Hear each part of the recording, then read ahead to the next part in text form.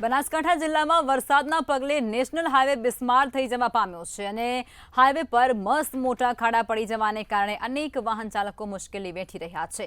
સામાન્ય વરસાદમાં રોડ ઉપર ખાડા પડી જવાના કારણે અકસ્માત થવાની ભીતિ સેવાઈ રહી છે।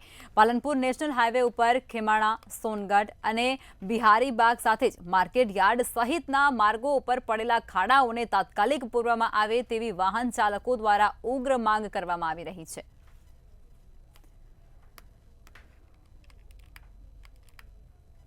ડ્રોપ કરીને આવ્યો છું।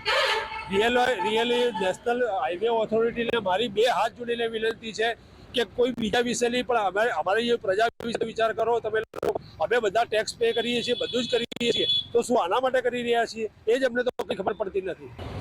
આ Abu road highway national highway છે। આ નેશનલ હાઈવે વરસાદના કારણે મોટા મોટા ખાડા પડી ગયા છે।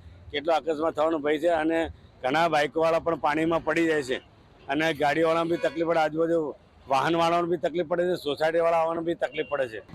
પાલનપુરના નેશનલ હાઈવે ઉપર જે ખાડા પડ્યા છે, ખાડાઓના કારણે અત્યારે અમારે એટલી તકલીફ ભોગવવી પડી રહી છે કે અમારી ગાડીને તો નુકસાન થાય છે।